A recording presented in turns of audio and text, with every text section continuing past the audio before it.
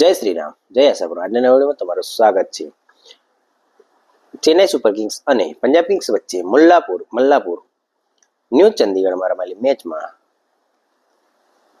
Chennai super કિંગ્સનો 18 રનથી હાર થઈ ગઈ છે. 18 રનથી હારી ગયું છે ચેન્નાઈ સુપર કિંગ્સ. 219 રન કર્યા પંજાબ કિંગ્સે પહેલા બેટિંગ કરતા. જબરજસ્ત સેન્ચુરી મારી. આજે શ્રેયસ અય્યર જલ્દી આઉટ થઈ ગયો હતો તો પણ પંજાબ કિંગ્સે 218 રન કર્યા. શ્રેયસ અય્યરે આજે પોતાની બોલિંગનું સારું એવું રોટેશન કર્યું, જેથી કારણ કે શિવમ દુબે અને ડેવિડ કોર્નર હતા ત્યારે શ્રેયસ અય્યરે પોતાના સ્પિનરને રોકી રાખ્યા અને ફાસ્ટ બોલરને ઓવર આપ્યું. ફર્ગ્યુસન જબરજસ્ત બોલિંગ કરી. સ્કોર કાર્ડની વાત કરવામાં આવે તો પંજાબ કિંગ્સના સ્કોર કાર્ડ 219 પર 6 વિકેટે 20 ઓવર. પ્રિયાંશ આર્યા 103 42 બોલમાં 245 રન. પ્રથ સિમન 0. પહેલી જ ઓવરમાં મુકેશ ચૌધરી આઉટ કર્યો. શ્રેયસ અય્યર 7 બોલમાં 9 run. Stoinis 4 run. Nihal Wadhera 9 run. Maxwell 1 run. Shashank સિંઘે ગુજરાત ટાઇટન્સની મેચમાં બહુ જબરજસ્ત બેટિંગ કરી હતી, તેના કારણે ગુજરાત ટાઇટન્સ હારી ગયું 11 રનની મેચ. શશાંક સિંઘ 36 બોલમાં 52 run, 144 strike rate. Marco Jansen 19 34. અશ્વિનને 48 રન પડ્યા, 2 વિકેટ. ખલીલ અહમદ 45 રન. પથિરાના 4 ઓવરમાં 52 રન પડ્યા માર્યા. અને જો વાત કરવામાં આવે આરસીબીની બેટિંગની વાત તો આરસીબી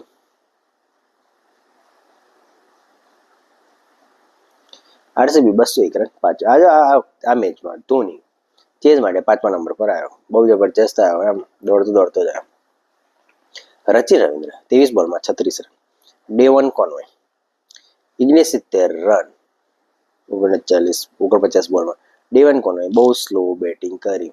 જો આમાંથી 20 રન બી એક્સ્ટ્રા હોત, જો મતલબ 80 રન બી કર્યા, 89 રન કર્યા હોત તો સ્કોર ચેઝેબલ હતો. આ સ્કોર પણ અત્યાર સુધીમાં 10 વખત ચેન્નાઈ સુપર કિંગ્સે 180 થી ઉપર ચેજ જ નથી કર્યો. એટલે ચેન્નાઈ સુપર કિંગ્સ ટીમ 180 થી ઉપરના સ્કોર માટે ચેસ કરવા લાયક નથી. ઋતુરાજ ગાયકવાડ 1 રન. લોકી ફર્ગ્યુસને આઉટ કર્યો. Shivam Dube 42 run. MS Dhoni 27 run 12માં જબરજસ્ત 3 સિક્સ માર્યો. રવિન્દ્ર જાડેજા 9 રન અને વિજય શંકર 2 રન. 201 પર 5. સીએસકે પણ 4 મેચ હારી ગયું છે. 5માંથી એક જ મેચ જીત્યું છે મુંબઈ ઇન્ડિયન્સ સામે ચેન્નાઈમાં રમાતી ફર્સ્ટ વીકેન્ડના ફર્સ્ટ ડબલ હિટર. આજે ડબલ હિટરમાં પહેલી મેચમાં એલએસજી અને કેકેઆર વચ્ચેની મેચમાં એલએસજીનો વિજય થયો અને સીએસકે અને પંજાબ કિંગ્સ વચ્ચેની મેચમાં પંજાબ કિંગ્સનો વિજય થયો છે. આની સાથે જ મુંબઈ ઇન્ડિયન્સ, સીએસકે અને સનરાઇઝર્સ હૈદરાબાદ જે 5માંથી 4 મેચો હારી ગઈ છે, તેમના માટે પ્લેઓફમાં સ્થાન મેળવવું હવે બહુ જ અઘરું છે. આ ટીમ એવી છે જે કોઈ પણ ટીમની પ્રોબેબિલિટી ઘટાડી શકે છે, પણ એમના ચાન્સીસ પ્લેઓફમાં જવા માટેના ઘટી રહ્યા છે. મુંબઈ ઇન્ડિયન્સ 5માંથી 4 મેચ હારી ગયું. ચેન્નાઈ સુપર કિંગ્સ ઘરે હાર્યું, બહાર હાર્યું. મુંબઈ ઇન્ડિયન્સ બહારે હાર્યું, ઘરે હાર્યું. સનરાઇઝર્સ હૈદરાબાદનો તો બહુ જ ખરાબ સ્થિતિમાં છે, એની બેટિંગ જ નહીં ચાલતી. પહેલી મેચમાં 280 રન કર્યા, 86 રન કર્યા. પછી 200નો સ્કોર પાર કરવો પણ સનરાઇઝર્સ હૈદરાબાદ માટે મુશ્કેલ થયું. એટલે સનરાઇઝર્સ હૈદરાબાદ માટે 2025ની સિઝન ખતમ થઈ ગઈ. ચેન્નાઈ સુપર કિંગ્સ માટે ટીમમાં મિડલ ઓર્ડર મુશ્કેલી થઈ રહી છે. ઓપનિંગમાં હવે 2020ના બહુ નેક્સ્ટ લેવલ પર જાય છે, જેમાં સ્કોર તમારે 200ની 180 200ના સ્ટ્રાઇકથી તમારે રન કરવા જ પડે તો જ તમે આઈપીએલ અને 2020માં રહી શકો, નહીં તો તમે ફેંકાઈ જાઓ.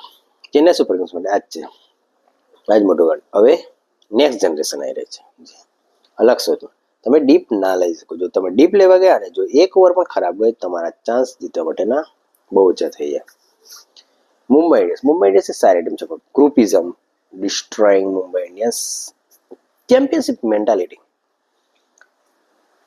વાનખેડેમાં સૂર્યકુમાર યાદવનું પ્રદર્શન 108ના સ્ટ્રાઇક રેટથી 26 બોલમાં 28 રન.